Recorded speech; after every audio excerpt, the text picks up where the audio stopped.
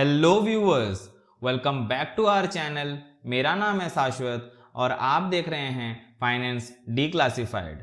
तो समय की बर्बादी ना करते हुए डायरेक्टली मुद्दे पर आते हैं और आज का मुद्दा है, क्या इनकम और रेवेन्यू सेम है और अगर डिफरेंट है तो वो क्यों है, और ये मैं आपको बता क्यों रहा हूँ, ये प्रैक्टिकल कैसे है और ये थ्योरी कैसे नहीं है।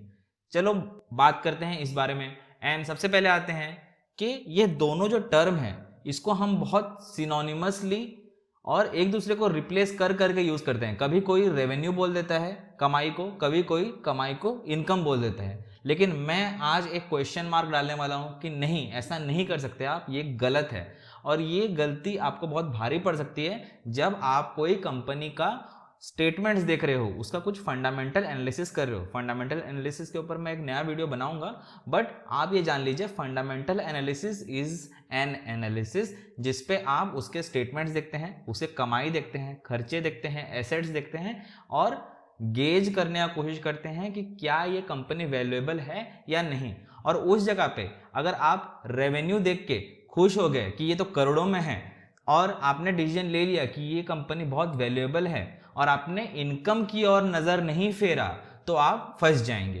तो उसी लिए जानना बहुत जरूरी है कि रेवेन्यू और इनकम में डिफरेंस क्या है। तो आगे बढ़ते हैं and let's talk about this important topic.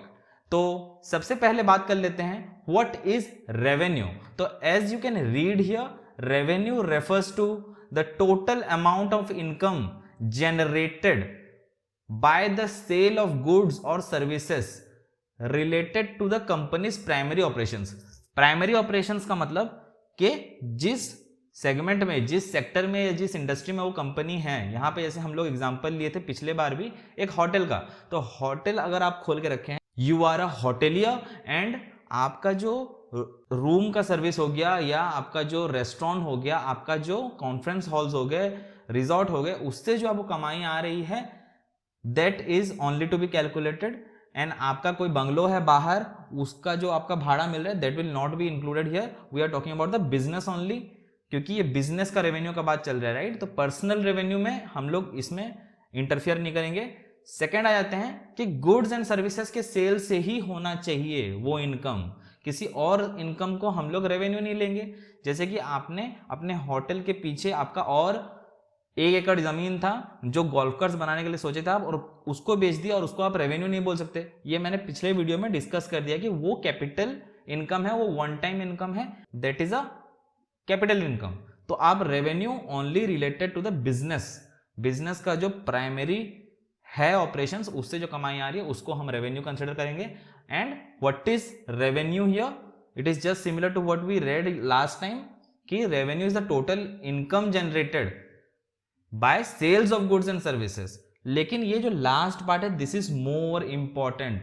नजर लगाइए यहां पे कि gross sales is generated before any expenses are taken out. तो ये बस कमाई का बात कर रहे हैं हम, इसमें हम खर्चा इंक्लूड नहीं कर रहे हैं। जितने भी खर्चे तो होंगे ना, रॉ मटेरियल्स आएगा, स्टाफ का सैलरी होगा, बहुत चीजें हैं होटल चलाने के लिए। लेकिन हम यहाँ पे जब रेवेन्यू बोल दे रहे हैं तो we are not talking about all those things, we are talking about the sales, we are not talking about the profit. Confuse मत होइए, रेवेन्यू का मतलब होता है कि कितना का सामान बिका, इट इज नॉट अबाउट कितना मुनाफा हुआ। अभी आ जाते हैं टुवर्ड्स इनकम, राइट। इनकम की ओर बढ़ते हैं and let's talk about income now. तो इनकम क्या होता है? इनकम और net income is a company's total earnings और profit. It is calculated by taking revenue and subtracting the cost of doing business, it is known as profit. तो revenue profit नहीं है जी, revenue में खर्चा जुड़ के रहता है। जब लेकिन अब इनकम का बात कर लेते हैं तो आप सारे खर्चे को, ऑपरेशनल एक्सपेंसेस को निकाल के आप बात कर रहे हैं, ये रियल प्रॉफिट है। तो जब आप एक स्टेटमेंट पढ़ेंगे ना कोई भी कंपनी का, वहां पर रेवेन्यू लिखा होगा और फिर नेट इनकम लिखा होगा, ठीक है। तो आप रेवेन्यू देखेंगे वो पकड़ लीजिए 100 करोड़ होगा and you are like happy कि ये कितना मुनाफे वाला कंपनी है, बट नहीं है। नीचे आप आइए, वहां पे खर्चा काट के बताया होगा 30-40 करोड़ कमा रहा है बोल के, राइट। क्योंकि 30-40% मार्जिन होगा ना टोटल सेल्स में at least, because it is a big company. So आप फिर दुखी हो जाएंगे कि अरे ये तो बहुत मुनाफे वाला कंपनी था। नहीं जी, आपने नज़र नीचे और नहीं फेरा उसी लिए। तो आप यहाँ पे होटल का एग्जांपल लेते हैं कि जो खर्चा आ रहा है, सैलरी वैलरी, रॉ मटेरियल्स, कुक का एक्सपेंसेस, वो तो सैलरी में ही चले जाएगा। मेंटेनेंस एक्स वाई जेड सब काटने के बाद जो बचेगा ना आपके सेल्स से, वो होगा इनकम, जिसको हम प्रॉफिट बोलते हैं। तो आप इतना जान लीजिए, revenue is the total gross sales, कितना का बिका, and income is the total profit sales subtracted all the expenses. अभी आप फॉर्मूला देख लीजिए, आपको ज्यादा अच्छे में समझ आएगा, राइट। तो यहां पे मैंने फॉर्मूला एंड एक डायग्राम बना के रखा है कि देखिए, रेवेन्यू ये बाहर का सर्कल है, एंड रेवेन्यू इंक्लूड्स इंटरेस्ट। आपने कोई लोन लिया है, कोई डेट लिया है, वो कंपनी खड़ा करने के लिए, या वो होटल का एग्जांपल लेता हूं, वो होटल खड़ा करने के लिए, तो उसका तो इंटरेस्ट देंगे ना, ब्याज देंगे, तो वो इंटरेस्ट। एक्सपेंसेस खर्चा होता है चलाने के लिए, वो खर्चे। टैक्सेस, ठीक है, एंड डेप्रिसिएशन इसके बारे में मैं एक डिटेल वीडियो बना दूंगा। डेप्रिसिएशन इज अ वेरी की एलिमेंट वाइल डूइंग बिजनेस। तो रेवेन्यू में ये सब प्लस नेट इनकम इंक्लूडेड रहता है। तो रेवेन्यू एक बड़ा बात कर रहे हैं हम लोग, ब्रॉडर सेंस में बोल रहे हैं कि हाँ इतना रेवेन्यू है, मतलब हम सेल्स का बात कर रहे हैं। पर जब इनकम निकालना हो, प्रॉफिट निकालना हो, तो आप revenue subtracted all this things, right, all this things करेंगे, तब जाके आपका निकलेगा इनकम, ठीक है। So that is it guys. अभी और एक क्वेश्चन भी आता है हमारे दिमाग में कि अगर नेट इनकम का बात चल रहा है and net income he profit है, तो हम लोग प्रॉफिट ही देखना चाहिए ना, रेवेन्यू क्यों ही देखें? क्यों हम बुक्स ऑफ अकाउंट्स पढ़ने टाइम रेवेन्यू में आंख भी मारे? अगर वो 100 करोड़ बता रहा है, उसमें से बस 30 करोड़ प्रॉफिट है, और ये सब तो छोड़ो, कंपनी लास्ट में कितना मुनाफा कमा रहे वो बताओ ना भाई। ऐसा नहीं होता है सर, दोनों का एक एक मीनिंग है, और वो मीनिंग क्या है यहाँ पे आप इंटरप्रिटेशन में देख लीजिए, आपको समझ में आएगा कि रेवेन्यू से इंडिकेट करता है कि एक कंपनी का बेचने का कितना कैपेसिटी है, वो कितना फोर्स में बेच पा रहे हैं। मतलब मार्केट बहुत बड़ा है, उसमें कंपटीटर्स हैं, सबका थोड़ा थोड़ा टुकड़ा है मार्केट में, पार्ले भी है, ब्रिटानिया भी है, नेस्ले भी है, बिस्क फार्म भी है, सब हैं। तो कौन सा कंपनी कितना बेच पा रही है, किसका चैनल मजबूत है, किसके डिस्ट्रीब्यूटर्स मजबूत हैं, किसका कस्टमर ज्यादा पसंद कर रहे हैं, वो सेल से ही पता चलेगा ना सर कि मार्केट में उनका प्रेजेंस कितना जोरदार है। तो उसी लिए रेवेन्यू देखा जाता है, ठीक है, कि वो कितना बेच रहा है। अगर मार्केट का total sales of the year, क्योंकि इंडस्ट्री वाइज निकलता है कि एक सेक्टर में कितना बिक्री हुआ, कितना बिलियन डॉलर या मिलियन डॉलर का वो इंडस्ट्री है, तो उतने इंडस्ट्री में वो कितना का सामान बेचा, तो उससे पता चलता है कि उसका मार्केट शेयर कितना है, वो मार्केट लीडर है या चैलेंजर है या क्या है।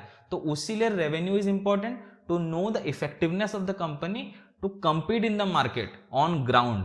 लेकिन नेट इनकम से पता चलता है कि उसका मार्जिन कैसा है। ऐसा नहीं है ना कि सेल्स करने के लिए वो ज्यादा कमीशन बांट रहा है, डिस्ट्रीब्यूटर्स ज्यादा खोज रहा है, या कहीं कहीं बहुत जगह पे वेयरहाउस बना के रखा है एंड वो सब डेट के अगेंस्ट में है एंड इंटरेस्ट ज्यादा पड़ जा रहा है। तो वो सब जानने के लिए नेट इनकम जानना जरूरी होता है, एंड मार्केट में प्रेजेंस जानने के लिए रेवेन्यू जानना जरूरी होता है। तो फंडामेंटल एनालिसिस में जब आप वैल्यूएट करते हैं एक कंपनी को, you see both the revenue which gives the market presence of the company and the force, मतलब उसका जो वर्कफोर्स का पावर पता चलता है वहां से कि वो मार्केट में कितना डोमिनेटिंग है, एंड नेट इनकम से पता चलता है कि at the end of the day the management is able to profit from all this operations or not. तो that is why both are important and both are different. So next time कभी भी आप revenue के जगह पे income और income के जगह पे रेवेन्यू मत यूज कीजिएगा। रेवेन्यू इनकम इज ओके, जब आप कैपिटल इनकम का बात कर रहे हैं तो इनकम आप वो लिटरेरी सेंस में बोल रहे हैं, लेकिन लॉ के सेंस में एंड फिनांस के सेंस में revenue and income are both different thing, and use them very carefully. So thank you very much for watching this video, and I hope you liked this video. If you did, please drop a like below. Do subscribe to this channel and also share to your friends and relatives. Let them know about this channel. Do support us, and as I always say, comment down below if you have any queries. elaboration चाहिए या कोई चीज समझ में नहीं आया या कोई सजेशन देना है, कोई क्रिटिसिज्म करना है, तो प्लीज डायरेक्टली आप कमेंट कर सकते हैं, and we will be very happy to reply you back. And thank you very much for watching this video till this end. Thank you very much. I hope to see you the next time. Please take care and goodbye.